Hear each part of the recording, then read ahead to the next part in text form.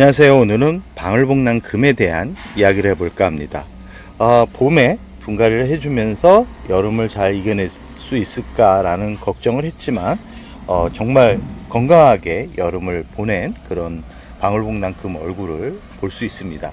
이 방울복랑금을 키울 때 가장 무서운 계절은 바로 여름인데요. 여름 같은 경우는 이 방울복랑금 자체가 이 보면 이렇게 금빛 얼굴이 들어가 있죠. 금과 녹이 들어가 있는데 이 희귀식물이다 보니까 광합성 작용을 제대로 못 해가지고 이 열에 이 줄기가 무너지거나 잎이 검게 타들어가면서 잎이 후두둑 떨어지는, 그럼 결국은 앙상한 줄기만 남게 되는 그런 다육이라고 할 수 있습니다. 희귀식물이라고 할 수 있습니다.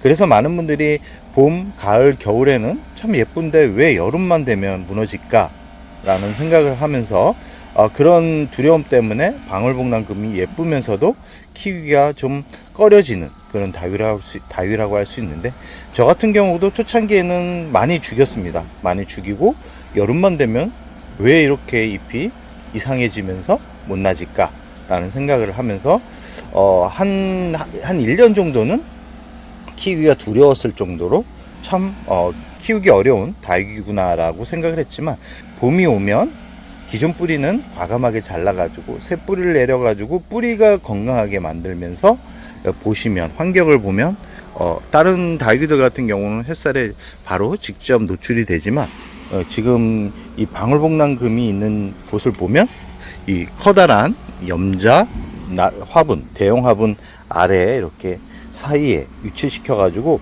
햇살이 직접 닿지 않게 닿는다 그래도 짧은 시간 내에 닿을 정도의 환경에다가 방울복랑금을 위치시켜 놓고 여름을 보냅니다.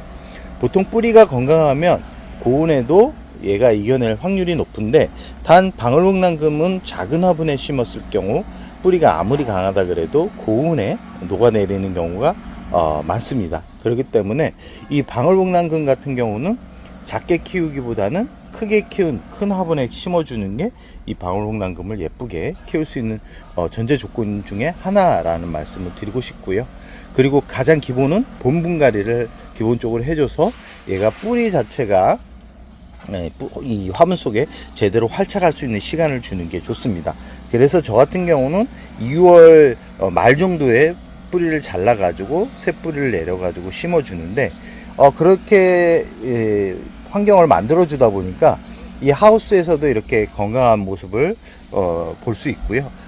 제 블로그에서 보시면 아시겠지만 거리대에서도 이 친구보다는 덜 풍성하지만 그래도 건강한 줄기와 건강한 잎을, 그리고 잎이 약간 이 친구보다는 알록달록하지 않지만 햇살이 부족해서 발생하는 부분이기 때문에 건강하게 성장하고 있는 모습을 아마 제 이웃이라 그러면 알 수 있을 겁니다.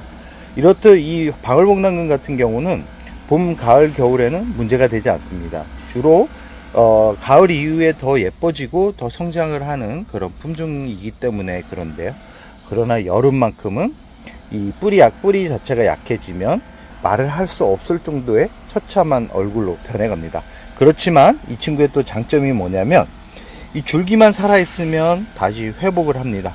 회복을 해서 다시 성장해 가는 모습을 볼 수 있는데, 그 모습은 어떤 모습이냐면 지금 영상 속에 있는 방울복랑금을 보면 잎이 많이 작아지고 앙상한 줄기만 이렇게 보여주는데, 잘 보면 잎이 많이 나오고 있죠. 이 친구 같은 경우는 여름에 무너졌던 다육이를 새 뿌리를 내려가지고 이렇게 심어주고 나서 변화하는 모습을 볼 수 있습니다.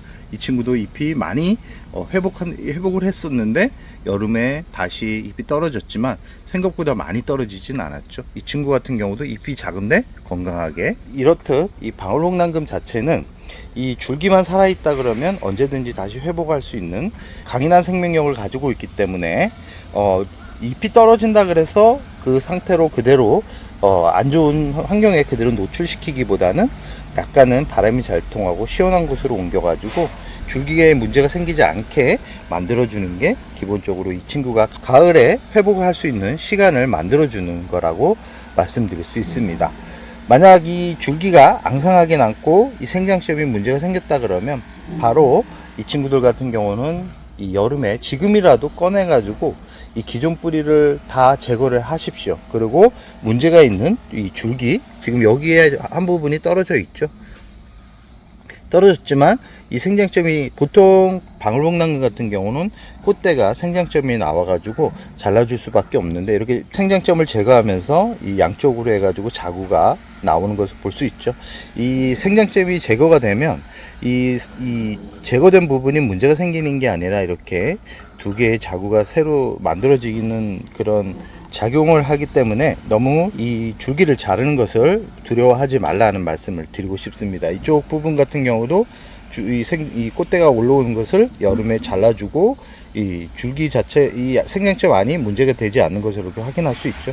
지금 이 친구 같은 경우는 여름에 줄기를 잘라준 건 아니고요. 뜨거운 여름에 이겨내지 못하고 생장점이 무너졌지만 줄기를 타고 내려가지는 않았습니다. 아마 분명 이쪽 주변으로 해가지고 자구가 나오면서 또 풍성한 얼굴을 보여줄 텐데요. 이렇게 이 방울복랑금 같은 경우는 뿌리만 제대로 관리를 해준다 그러면, 특히 봄에 건강한 뿌리를 내려가지고 새로 심어준다 그러면 여름도 크게 문제가 되지 않으면서 이렇게 또 성장을 시킬 수 있다라는 것을 말씀드리고 싶습니다. 이 방울복랑금을 번식하기 위해서는 잎꽂이가 거의 되지 않습니다. 잎꽂이가 거의 잎꽂이가 될 확률이 거의 제로에 가까울 정도로 이 잎꽂이 번식은 힘들고요. 주로 적심을 통해서 번식을 하는데, 적심을 할 때는 이 잎이 아깝다 그래가지고 이 윗부분에서 잘라주는 분들이 있는데, 절대 그렇게 잘라주면 제대로 성장도 못 시키고 얘네들이 크다가 잎이 떨어지면서 여름에 또 문제가 생기기 때문에 꼭 말씀드립니다. 이렇게 방울복랑금 같이 이 환경에 예민한 그런 다육이들 같은 경우는 이 줄기를 좀 길게 잘라 가지고 뿌리를 내려 가지고 심어 주는데, 뿌리가 내리기 시작하면 그 윗부분에 있는 잎들이 다 말라갑니다.